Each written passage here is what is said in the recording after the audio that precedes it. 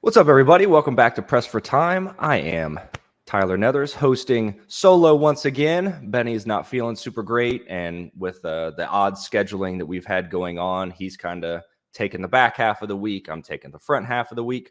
We're making it all work. But I do have another fantastic special guest today. I've got David Jagneaux, who I met through Gaming Age. He was working PR side for some VR stuff that I was checking out back in the day, and we were able to connect on that. And I've got him here now to talk a little bit about himself, his life, his career in games, and everything else. So, David, thank you so much for being here today, man. Yeah, thanks for having me. It's a pleasure to be on the show, and I'm excited to chat and just discuss the wonderful world of gaming that doesn't seem to love us back so much nowadays. But it is what it is. No, yeah, it doesn't love us so much this year, or last year, or the year before that, or it seems like anything in the 2020s, honestly, anything since COVID. But it's probably been longer than that. But yeah, so stick around. We're gonna dive into journalism, PR, consulting work, layoffs, all the fun stuff. So we'll see you guys back in a second.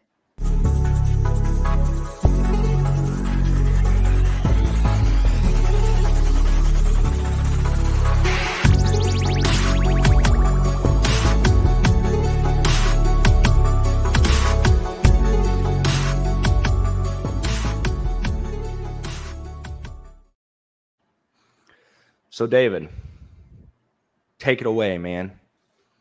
Yeah, sure. I guess we can start at the beginning. At the dawn of time, there was no. I'm just initially for me, I had wanted to go to law school. Actually, that was I was determined for that to be my career path. I used to love watching Boston Legal with my mom back in middle school, early high school, and I was convinced that I wanted to be a lawyer. So I started getting a degree in political science when I was in college. I did competitive debate all through high school. I used to travel around, the country, going to debate tournaments and all that kind of stuff. And I was good. I was very successful. I used to place nationally and in the state when I lived in Texas. But I realized that it was something I was good at, so that's why I enjoyed it, not because I actually liked doing it.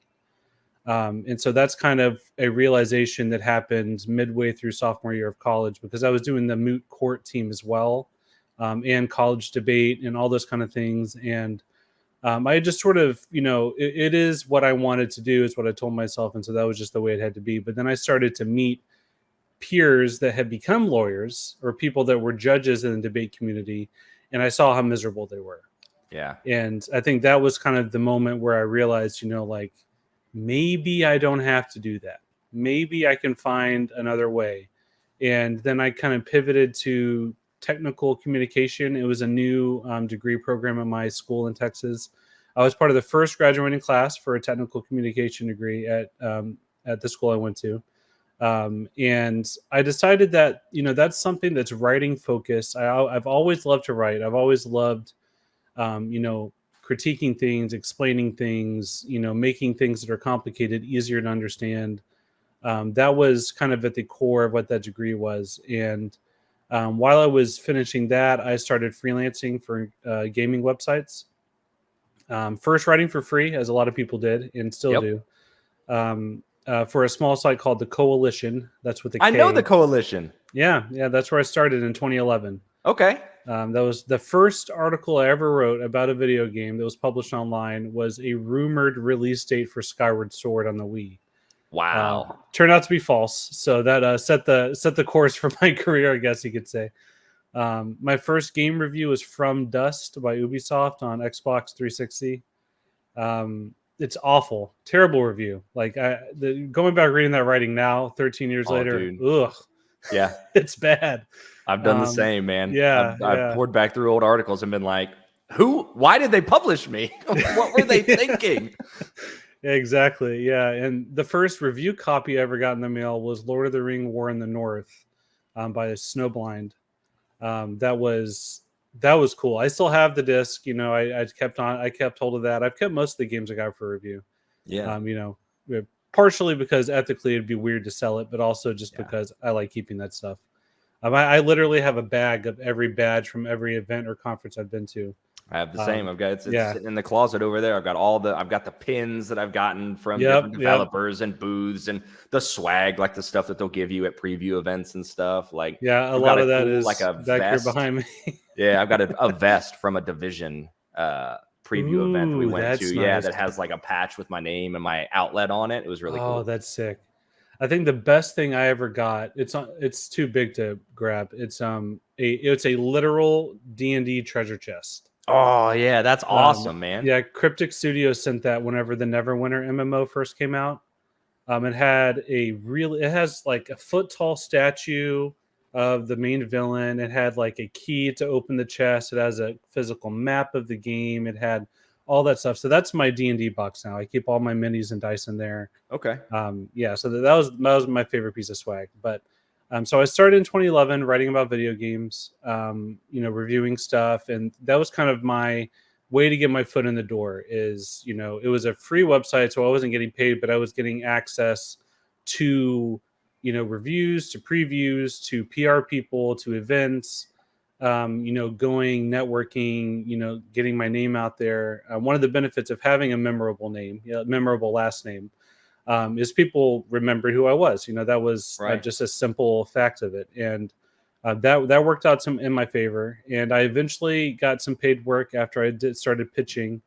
Once I kind of had samples and everything, the first site I wrote for that actually paid me was MMORPG.com. Okay. So I used to write reviews and previews for them, and I also ran their list column. That was a weekly article for a couple of years. And I initially didn't go into gaming or journalism as a full-time thing just because it's impossible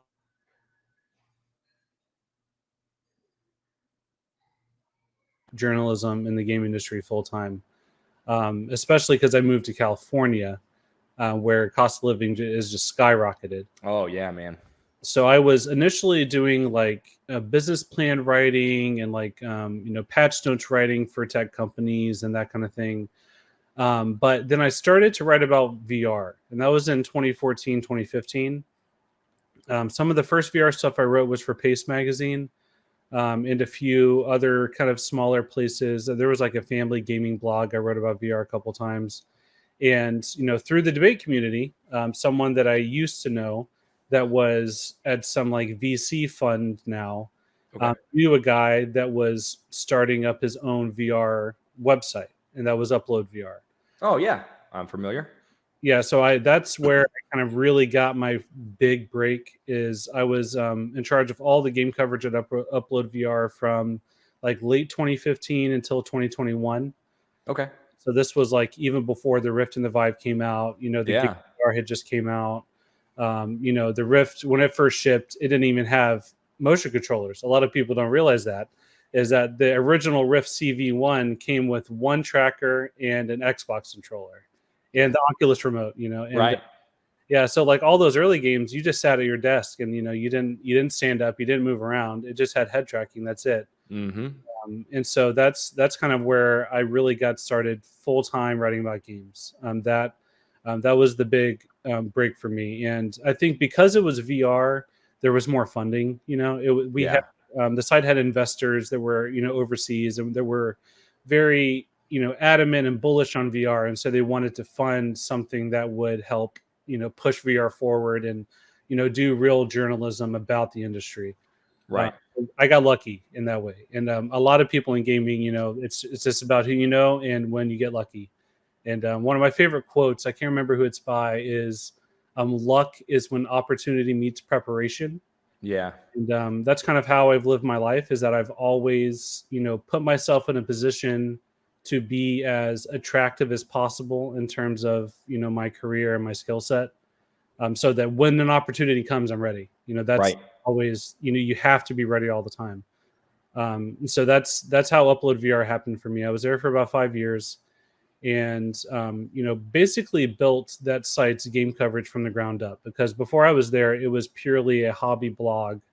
But I, helped get it on Metacritic. I helped, get it, relationships with PlayStation, with Oculus, and then eventually Facebook, and with, Valve and HTC, and get invited to E3 and all those places. Yeah. And so that was extremely rewarding and amazing. And frankly, I would still be there probably if money were not a factor. But Absolutely. Meta came knocking. They, I guess, had been following me for a while. The manager of the blogs at Meta, or at the time it was Oculus still, just emailed me and was like, "Hey, do you want to interview to come join my team?" And I was like, "Absolutely." Yeah. Oh, yeah. Went through that process, got to the end, didn't get it. And so I was like, all right, it wasn't meant to be. That's fine. And then a couple years later, she came back and was like, hey, we have an opening again. Do you want to interview again? And then it finally happened. And so that's when in 2021, I joined Meta. I was kind of helping run all their various gaming blogs. So like the Quest blog, they have a blog called Tech at Meta. There's like an AI blog. There's the Facebook gaming blog and, all those different things. And so I was helping run that. And I was internally doing a lot of mock reviews as well. So like whenever a VR game is in development, but it's still, early or it's unfinished or, is nearing the finish line, they would reach out to me and have me play it and send them, my thoughts, basically an early internal review. Yeah. Which can be useful for a lot of different reasons. Usually the two most common are either if it's early, then it can be like design feedback, especially for like game flow and onboarding and stuff like that. But if it's close to release, it's just helpful for them to anticipate what the reception is going to be. Right.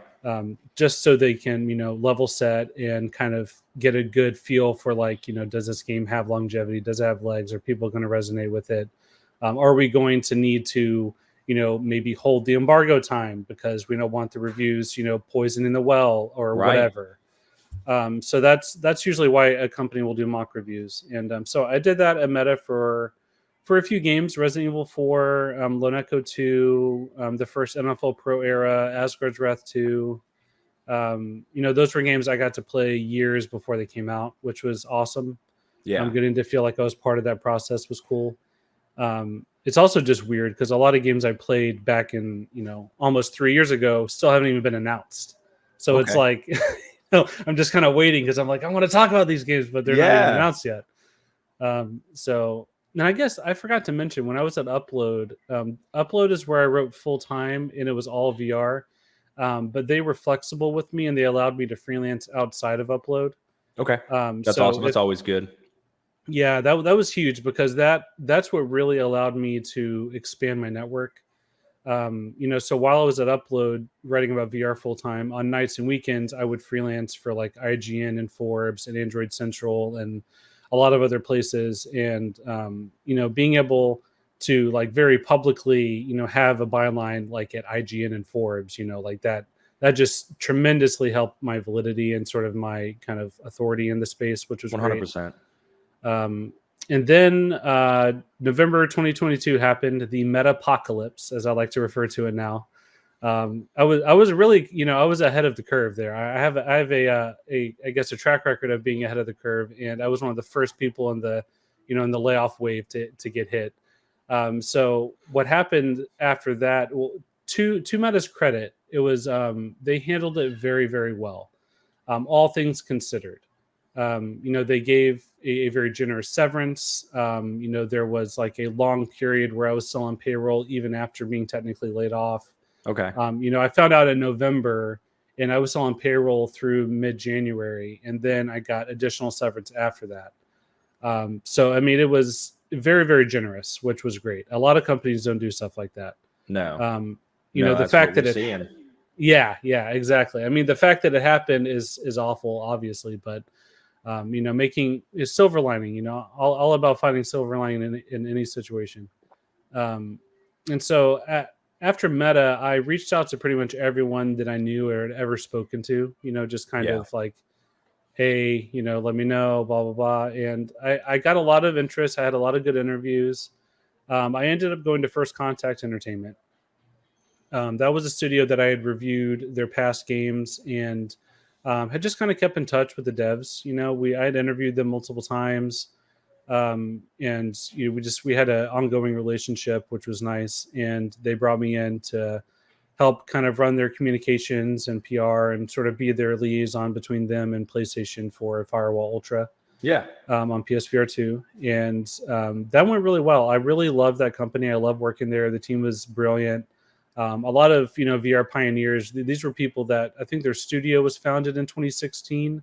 Okay. But even before that, a lot of those devs had worked on the John Wick VR game that came out I in the like that one. past. Yeah, I played Yeah. a lot of that on let's see. I played it on the Vive, I think. Not maybe it was hmm the Index. I might have played, I don't know. It all kind of blurs together, but Yeah. So they had sort of had a history of that game.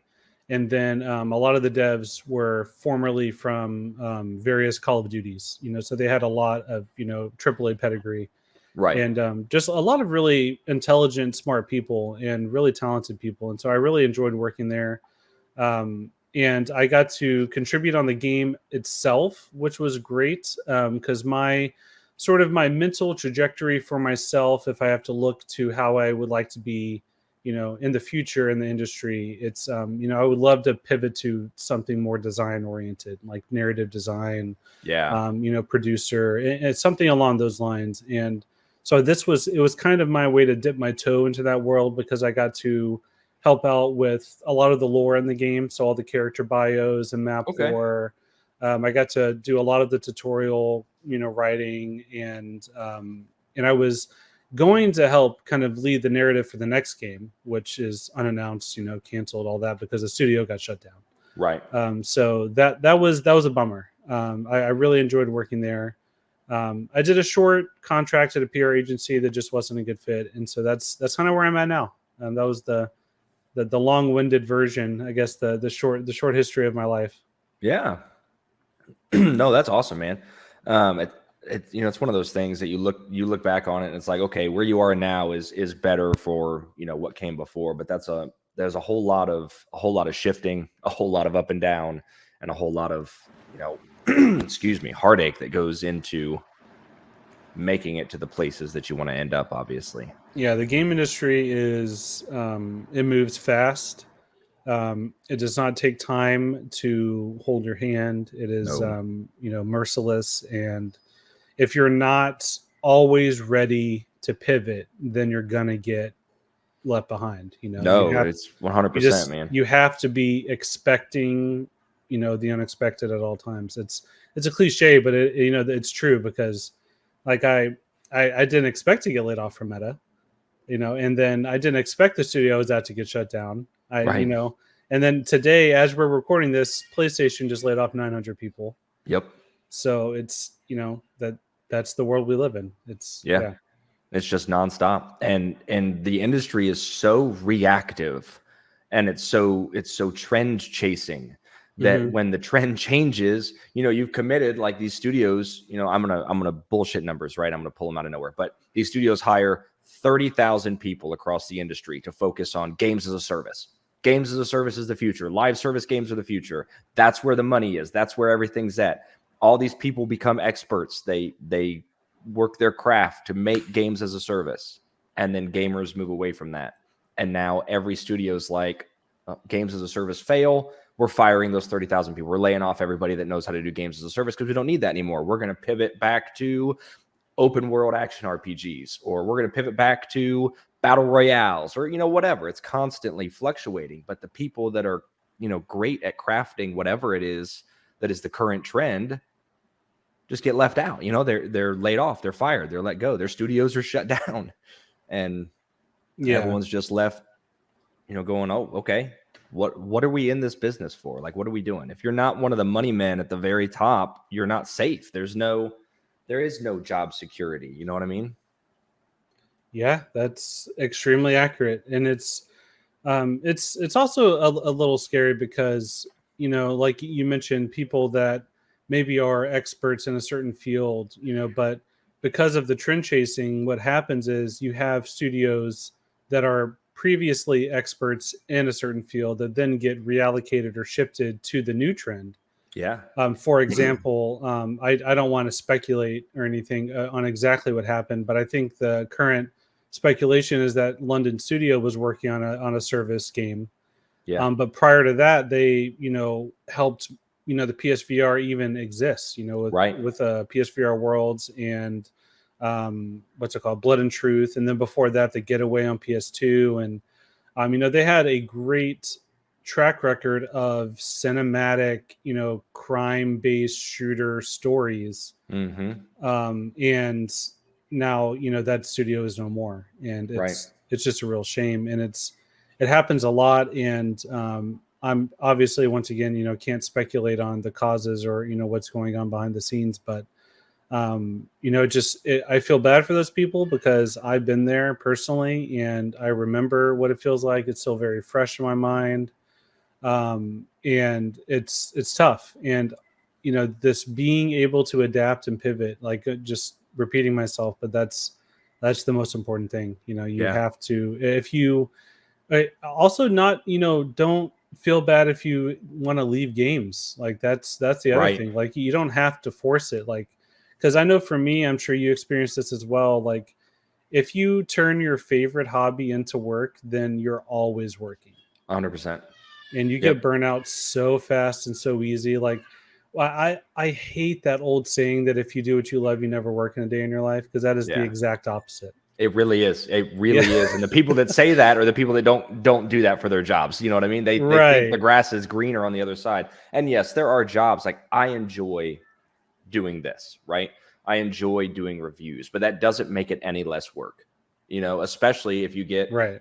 you know, again, just to pull an example, but say you got a game, say you got a Final Fantasy 16, 5 days before embargo, and you have to try to get through 100 hours in 5 days. Yeah. Like Oh, yeah. you're not playing to enjoy that game. Like no matter what, no matter how much you like it, you're still playing it for work. You're still forcing yourself to sit down and power through something.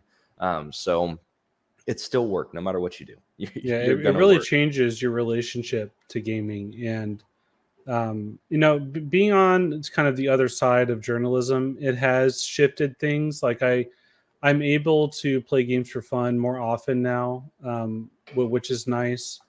I don't feel the need to come up with pitches or angles every time I play something, or I'm not forced to play something that I probably wouldn't have wanted to play as often.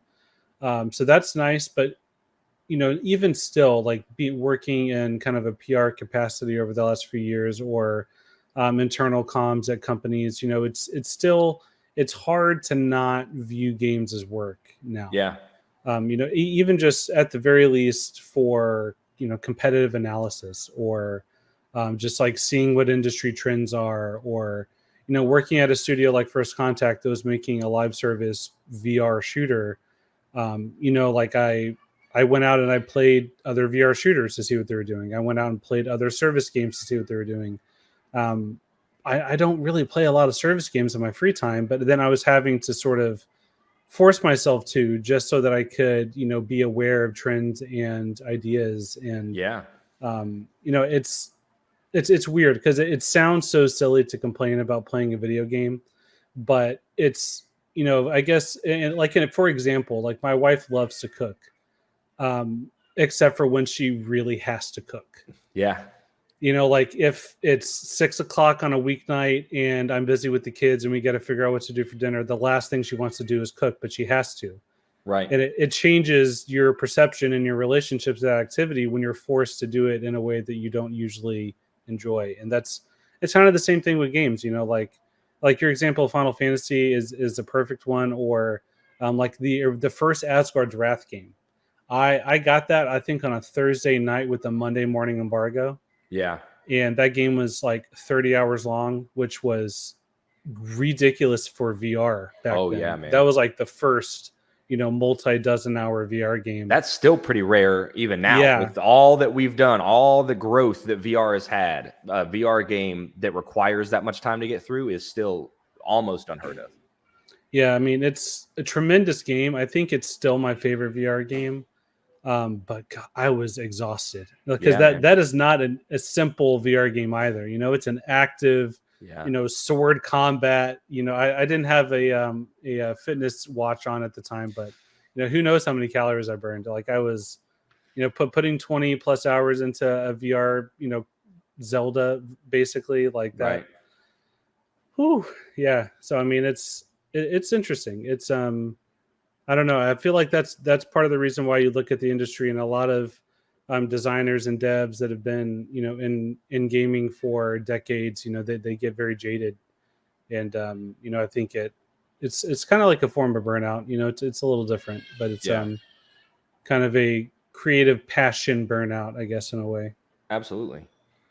Where do you think, so kind of touching, going on into VR a little bit more, where do you think VR is going to end up? Because I feel like every time we get a new headset, the PSVR 2 is the perfect example. Headset gets announced. Everybody goes, wow, this is the future of VR. This is where VR is going. This is going to be the one that breaks it into the mainstream. You don't need a powerful PC.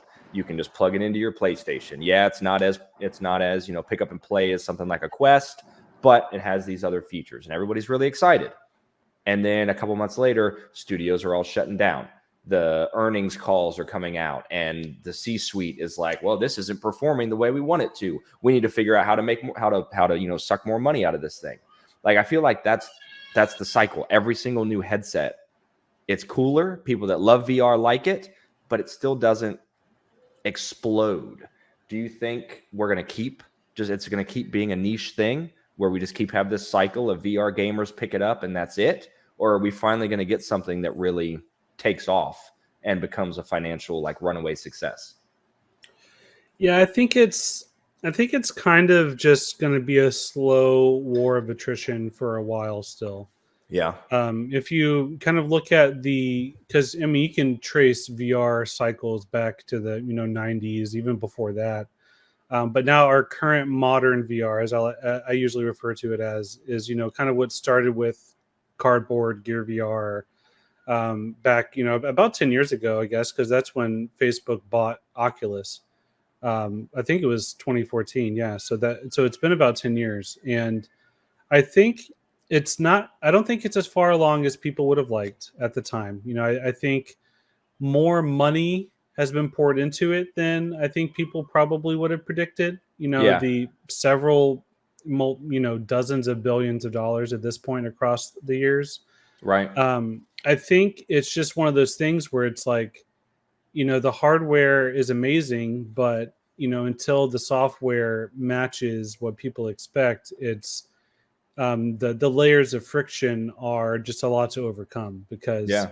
even as someone like me who is a lifelong gamer who obviously loves VR, I keep going back to it even though it's mistreated me multiple times over the years.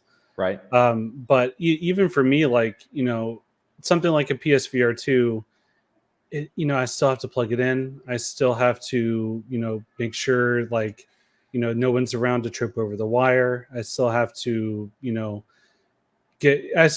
mentally prepare myself to have my glasses smush against my face for an extended period of time. I still have to know that, if people are around, it's going to kind of cut me off from them. There are Right. still, there's still a lot of mental hurdles to get over. And then, you add on to that there's not enough players in that market to justify investing the money needed to make a game that people want to play.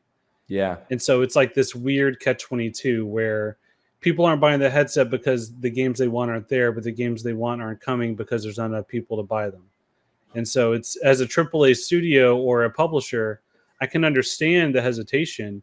But then to go back to somewhere like Meta, which, people look at their kind of balance sheet and see all the money they're burning in the metaverse and VR, AR, mixed reality. But I think, having a company willing to do that is good for the market, because Agreed. I think it is injecting the sort of talent and funding needed to help scale the industry.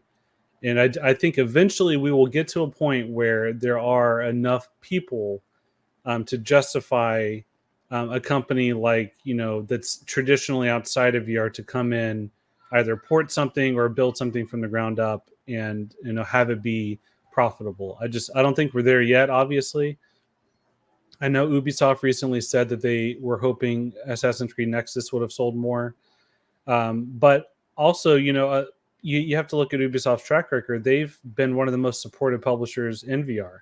Yeah. They've published and developed tons of games. I remember in 2016, I think it was at GDC, or maybe it was 2015, demoing Eagle Flight, That's a VR game a lot of people have forgotten about, but it really pioneered the sense of movement in VR because it was one of the first games that had the tunnel effect on your FOV. Oh yeah.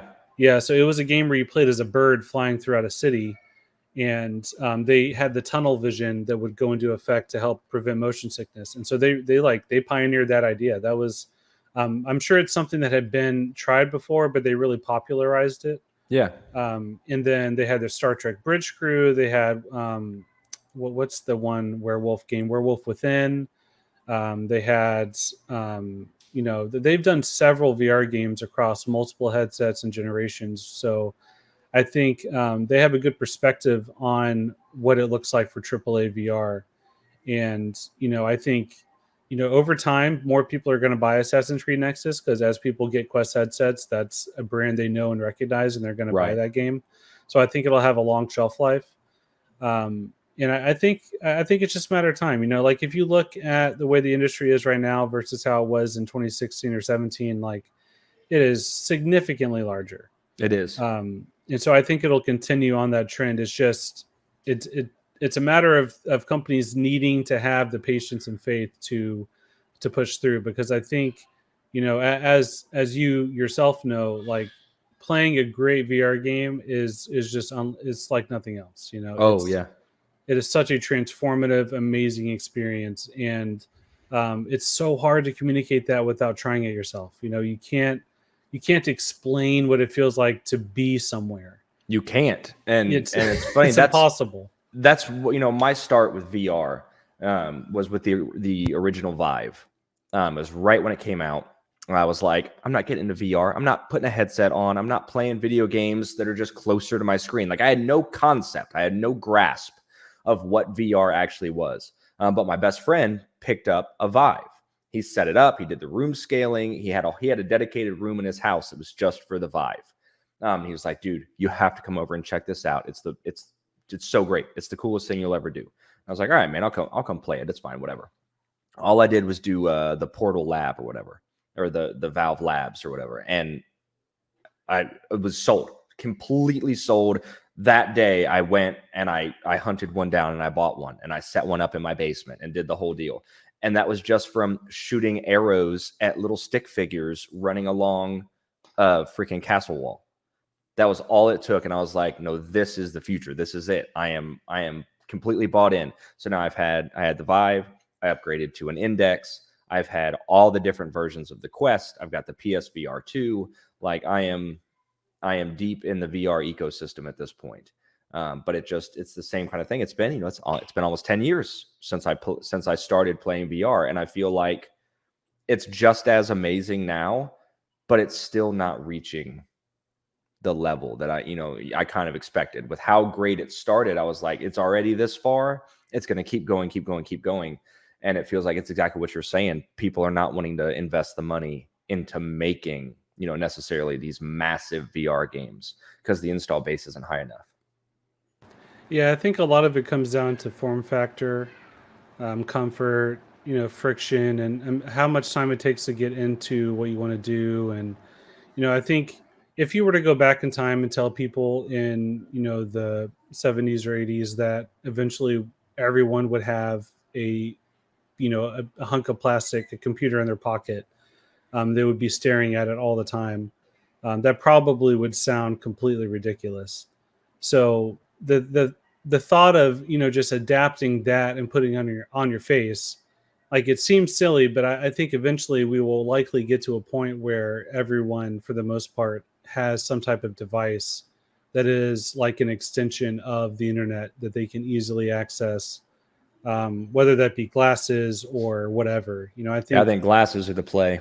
Glasses and the audio that they have, like with the Ray-Bans or whatever, where you don't actually plug it in, but it plays basically directly into your ears. I think that is the move. I think that's the future where that's going to go for the standard, person.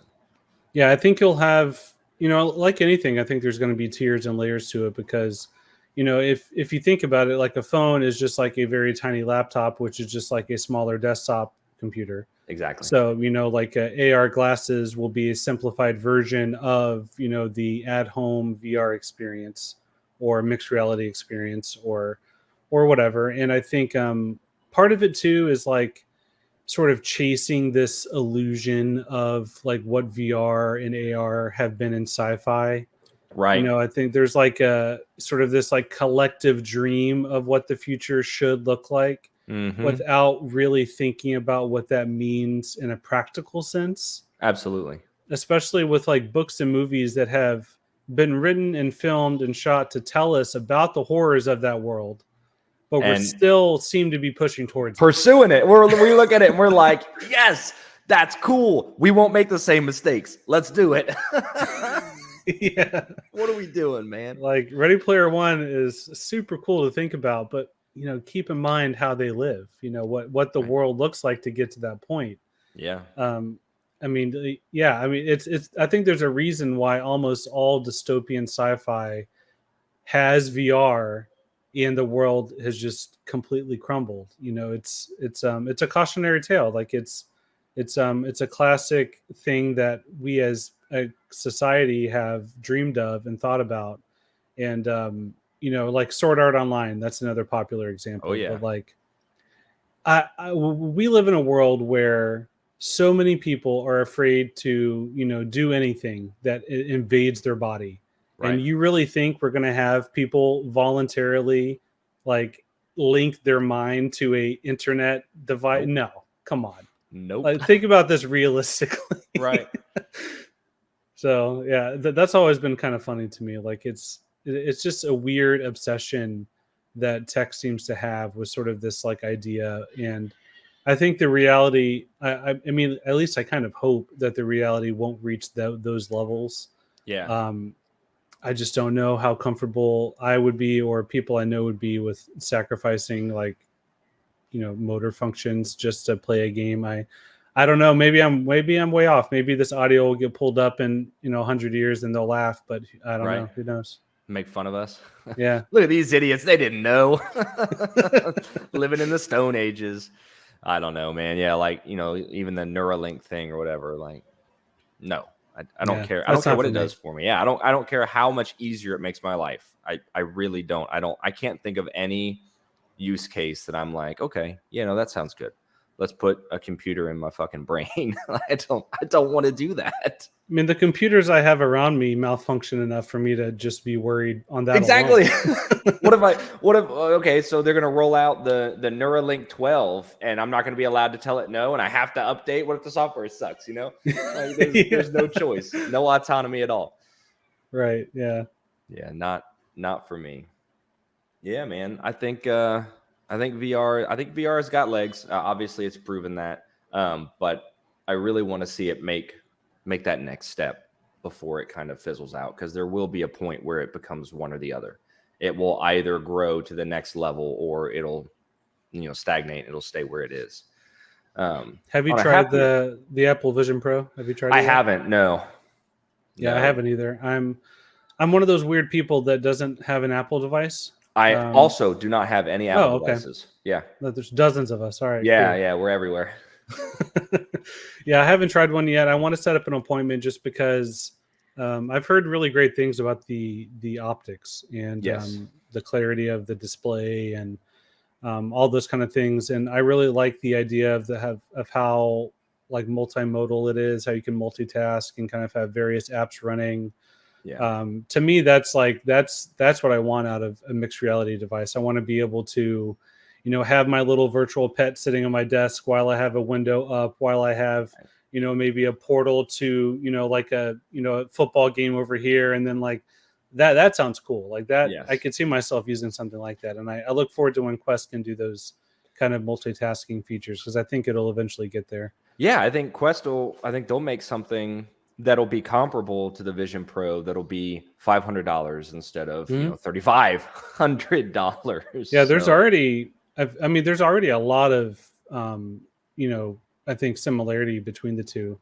Oh, absolutely. Given the gap in price, I was actually surprised to see a lot of the coverage and see how similar and how much parity there is already. I think that's pretty awesome to see. I think competition's a great thing. And agreed.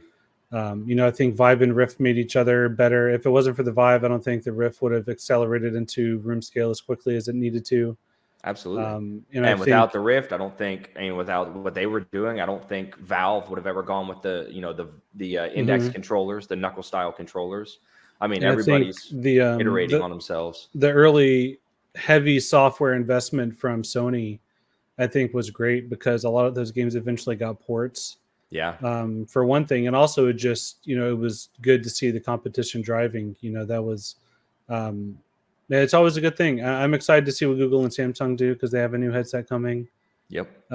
So it should be good. It's funny, you talked about your start in games journalism. It's funny, my niche when I got started. So the first review I wrote was Carmageddon, which again, not good. I remember that game. Yeah. Yeah. But then I kind of pivoted and found my niche covering Connect games. Ooh. And Okay. that was my thing. I would do every Connect game, good, bad, or indifferent that came out. That was in my inbox, and I was the Connect guy. And That's awesome. I'd never played Connect until I got my first Connect review, and I was like, well, I have the device. I'll go ahead and check it out. And then the review went well enough. They were like, all right, you're the Connect guy now. Yep. You got to find a niche, especially in journalism. Like to bring it back to that. Like for me, early on, it was MMOs. That was kind of my thing. That was my Yeah. niche for a while, and then it became VR. I used to do all of Android Central Stadia coverage. I was like the Okay. cloud gaming guy for a while. Yeah. Which nowadays it's Stadia is dead, but cloud gaming's bigger than ever. Right. And yeah, I guess being at the kind of like forefront gaming tech has sort of been my thing. I guess you can relate to that for sure. Yeah. Yeah. I was Yeah. Connect, and then I moved into VR. Also the every Souls-like game in existence guy. Also all the good and all the really bad. So, but yep, VR, Connect, Souls games, all the cutting edge stuff, and also like phones. I've done a lot of tech coverage for Oh, like okay. Yeah, phones and yeah. gaming. Like I got one of the very first backbones that they ever Mhm. did, and they sent along a phone to use for review alongside it. Like I was like, oh, this is kind of cool. But all that kind of similar to the cloud gaming space, but like I covered GeForce Now when AT&T was bundling it in originally, and all Mhm. that kind of stuff. All those cloud services from the first party places. So it's definitely it's an interesting space to be, but kind of going back to what we were talking about with diversifying what you do, that's the whole point of what Benny and I are doing. You know, Gaming Age is fantastic. Gaming Age is games only. That's why we kind of branded this to be more of a variety show. He covers his toys. We do interviews, we do games, we do movies, we do manga, we do anime, we do whatever people want to talk about. Shoot, Benny has a couple interviews coming up that are in like food service and like cookies and drinks and stuff. So like, diversifying what you're doing, because the same way that studios are shutting down, gaming websites, places that are just doing games coverage are kind of starting to fall by the wayside unless you are IGN. And even they are, whether they admit it or not, they're taking a hit too, on the back end on, how many click-throughs they're getting if they're just publishing traditional coverage. And you see so many of these sites moving more towards kind of clickbait articles and, stuff that's not necessarily related to what they typically cover to try and generate more traffic. So I think diversifying in the journalism space and the influencer space, which is taking more precedence over even traditional journalism now, is Mhm. Yeah. becoming so important for people. Yeah. Yeah. It's diversifying your coverage and your topics and interests, but also your skill set. It's being able to say that you understand how to promote and produce a podcast is that's a skill set that a lot of straight writers don't have. And Right. something I learned very quickly whenever I was at Upload is the importance of just having some video skills, at the very least being able to speak well, have a good mic, understand the difference between a written review and a script for a spoken video review, Mm-hmm. understanding how to capture and edit footage, how to arrange the footage in a compelling way. Like that's all super important skills to have that translate outside of games too. Right. It's not purely just for games, even though a lot of my experience, most of my experience is gaming. I think a lot of those skills do transfer. And a lot of people don't realize whenever you freelance for IGN, a lot of that is you do yourself. Yeah. So like a lot of my reviews there, obviously I wrote the review. Despite what a lot of conspiracy theorists say, the writer does choose the score. Yeah, no kidding. Yeah. That always cracks me up, man. If anything, like the editors at IGN are some of the best I have ever worked with because they take it so seriously. Oh yeah. And Dan Stapleton, shout out to you. He's the reviews editor there. I was going to bring up Dan. I've worked with Dan a couple times. He is a tremendous editor. He made my writing so much better, and he was so good at making sure the text and the score aligned. Yeah. Just that was the thing he cared about the most, to make sure that there was like a clear line through the review that led to the number and it made sense. Like there was consistency. Absolutely. He's so great at nailing down the essence of what exactly you're trying to say. Like you may spend an entire paragraph trying to kind of stumbling through and talking around what it is you want to say. And he'll sit and look at that paragraph and be like, hey, this is 2 sentences, dude. This is what you're saying. This is it. This is it right here. This is the important part. This is the point. Let's move this here and boom. And you read it and you're like, holy crap, I wrote this? Yeah, exactly. Yep. And when you do reviews at IGN as well, like they always make video versions. So like that was a skill that I had to develop over time, was taking a written review that might be 2,000 words, condensing that down to like 1,000-word script, and then recording the footage. And like literally they would have us go in each sentence and tell them what timestamp of which footage to use for each part of the review. And so that it creates like a new way of conceptualizing the review, because I'm no longer just thinking about what I want to say. I'm thinking about how to visually capture what I want to say. Right. And a lot of the time that meant going back and re-recording sections to get, the right footage for the right moment.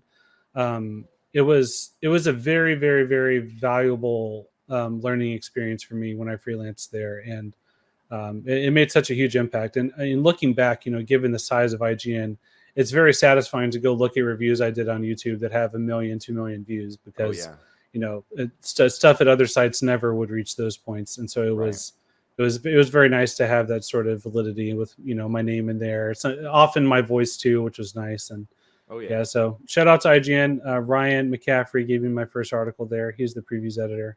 I love those guys. I worked with them a lot. And then Lucy O'Brien, who's at Ubisoft now, Tina Minnie, who's at Xbox now. A lot of those people went on to really prominent positions. So. Oh yeah, as well they should. That's all good people. Speaking of good people and diversifying skill sets, we talked a little bit offline about consulting work that you're starting up doing. Do you want to talk a little bit about the consulting work now and kind of put that out there and let people know kind of what you're doing and how they can get a hold of you and what it is that they could get a hold of you for? Yeah, of course. Given my background, it's very heavy in VR, but as I stated, I do have a lot of experience reviewing and covering non-VR games as well. So what I decided to do, after, having a studio closure and then a layoff and, all the turbulence in the industry, I kind of thought about it, and I realized, putting all of my hopes and dreams in a single bucket of income is probably not the smartest idea anymore. So, trying to diversify my income streams, to use a buzzword that you probably see on TikTok and Twitter and whatnot. So I thought I could package up my skill set in the things that I've done over the years, and sort of the footnotes of my career, and find a way to make that useful for a lot of studios and indies. So for indie developers, whether that be VR or non-VR, for publishers or investors or whatever, if there are any games that they're working on that could use feedback from someone that has reviewed hundreds of games and has been around the industry for a decade, over a decade. That's kind of what I decided to start doing, is kind of my own little micro consulting agency. So the kind of stuff that I like to do is, mock reviews, like I mentioned, and consulting, design feedback, PR, marketing outreach and strategy, narrative as well, feedback and consulting, and all that kind of stuff, and just anything that I can have myself be useful to studios and developers, I think is the biggest thing. And so the way that I'm doing that is I started a little LLC. You can find it at jaggerbyte.com. So that's JAGGERBYTE. David at jaggerbyte.com is the email. So if you want to reach out, just feel free. You can find me at Twitter as well, as right there. You can see the name. So that's kind of what I'm doing on the side. I'm still looking for what's next. I'll hopefully have news on that soon. But yeah.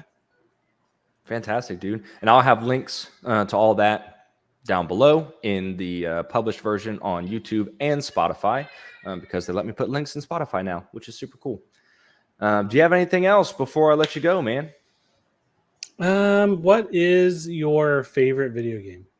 Ooh, that is a tough question. But I think probably the best and safest answer I can give is Dark Souls 1. Elden Ring is Elden Ring is amazing. Elden Ring is like, if you look on my Steam profile right now, that's my favorite game.